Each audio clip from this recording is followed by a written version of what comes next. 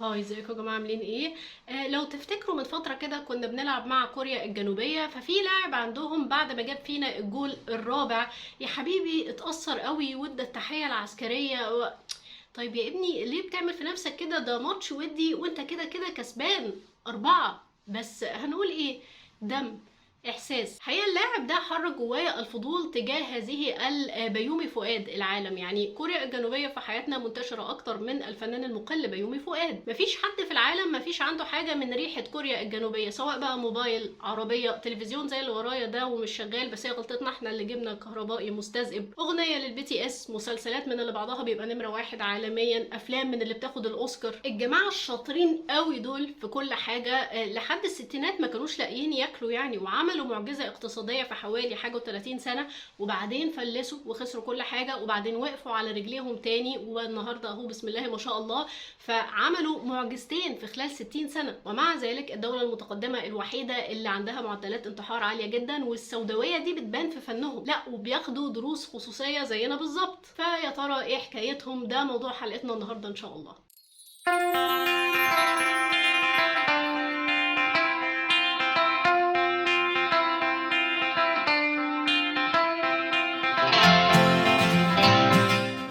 كوريا كانت دولة واحدة لحد ما الحرب الأهلية قسمتهم لشمال وجنوب، والحقيقة إن ده وفقا لناس كتير من ضمنهم الحائز على جائزة نوبل في الاقتصاد بول رومر بيحطم نظرية إن الدول بتتقدم أو ما بتتقدمش على حسب سلوكيات الشعب. شعب واحد أهو وعاش فيه نظم إدارة مختلفة، فشوف دول بقوا فين ودول بقوا فين. لحد الستينات كوريا الجنوبية دي كانت مش لاقية تاكل، يعني كانت بتاكل بالإعانات، وحتى كوريا الشمالية كانت أغنى منها بكتير. الفقر طبعا عمل مشاكل سياسية ومظاهرات أدت لانقلاب عسكري. فالحاكم اللي جاب الانقلاب ده كان راجل عنده بصيرة، اجتمع بكل العائلات الكبيرة أصحاب البيزنس والمعروفين هناك باسم الترايبلز، وده اسم معروف جدا على مستوى العالم بسبب نجاحهم يعني.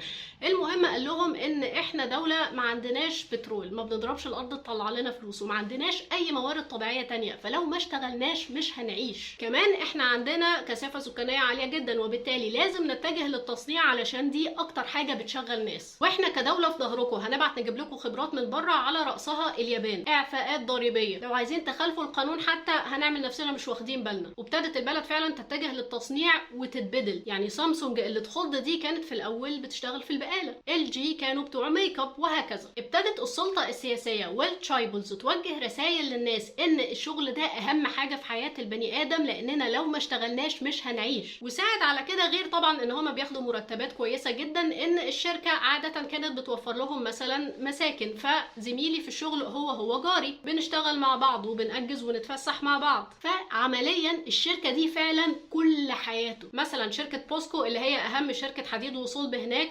بيقولوا نشيد قبل ما يبتدوا اليوم للشركة. فخطة الدولة والثقافة دي جابوا نتيجة ممتازة، والاقتصاد فعلا حصل له بومينج فظيع، والناس مش بس بقت بتقدس الشغل، لا ادمنته. وده سر دموع اخينا اللاعب ده، لان الماتش ودي مش ودي، ده شغلي، اهم حاجة في حياتي. سنة 97 حصلت أزمة اقتصادية جبارة في آسيا، فالبلد فلست وعملتها انهارت. فأكتر من 3.5 مليون كوري عملوا حملة تبرع بالمجوهرات علشان ينقذوا البلد، جمعوا فيها أكتر من 227 طن ذهب، لدرجة إن أسعار الذهب العالمية نزلت. فده يقولك قد إيه ده شعب عنده عزيمة. إحنا عملنا المعجزة قبل كده وقادرين إن إحنا نحققها تاني. وقدموا على قرض من صندوق النقد واشتغلوا وعملوا إصلاحات فسددوه قبل ميعاده ب3 سنين، ورجعوا تاني وقفوا على رجليهم، بقوا أجمد من الأول، وهم من أقوى 10 مصدرين على مستوى العالم. طب امال بينتحروا وزعلانين ليه بقى؟ يعني فلوس ومعاهم كورة وشاطرين فيها، فن وأفلام ومسلسلات، وبسم الله ما شاء الله مكتسحين عالميا وبياخدوا جوائز. ايه البطر ده؟ متضايقين من ايه؟ أقول لك يا سيدي، احنا دايما بنسمع عن أهمية المشروعات الصغيرة والمتوسطة.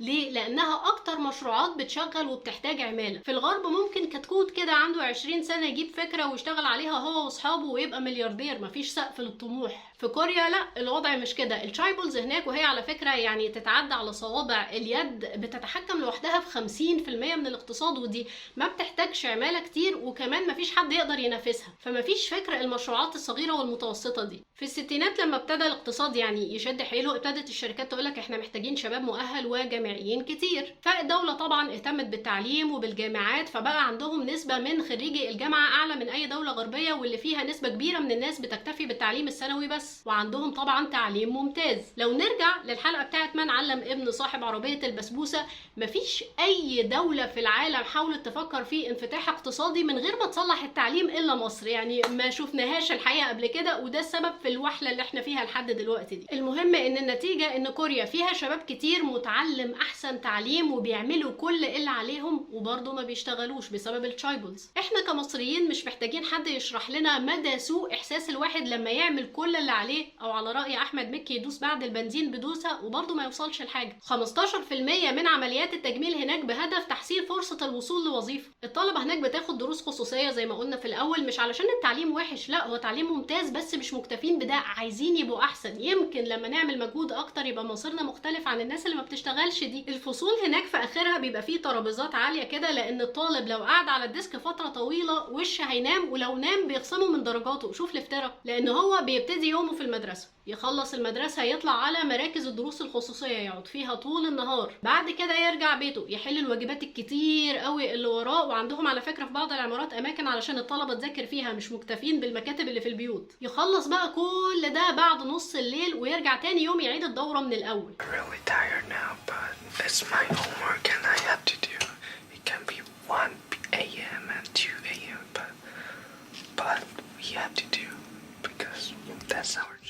كمان قصة إدمان الشغل، يعني في الدول الغربية أو الدول المتقدمة في ساعات محددة للشغل، لو قعدت أكتر منها بتاخد أوفر تايم، وحتى لو هتاخد فلوس ممنوع إن الأوفر تايم ده يزيد عن مدة محددة، يعني 45 ساعة في الأسبوع مثلا. في كوريا لا، أنت مش هتروح غير لما المدير يحلك إن شاء الله الساعة 3 الصبح، وهم ما بيشتكوش لأن هم اتبرمجوا على كده، بس من غير ما يحسوا نفسيتهم وجسمهم بيتعبوا. مثلا أخينا اللاعب ده، يعني هو طبعا اللي يشوف بلاوي الناس تهون عليه بلوته، ولكن ده كتير برضو، ده اكستريم. يعني يا حبيبي ما تحرقش نفسك على الفاضي والمليان. فكل ده هو السبب في معدلات الانتحار العالية دي. كمان التشايبلز دول افتروا وتجبروا وبقوا فوق القانون، ففي احساس عام بعدم العدالة. نضيف على كل ده بقى ان قوانين المعاشات وحماية الموظفين فيها ديفوهات كتير وظهرت متأخر، فناس كتير ما استفادتش منها. ممكن تلاقي ناس في الشارع بتاكل من اعانات الجمعيات الخيرية، مش لان هم مدمنين ولا حاجة، لا ده كانوا مهندسين في يوم من الايام في شركات كبيرة واساتذة جامعة،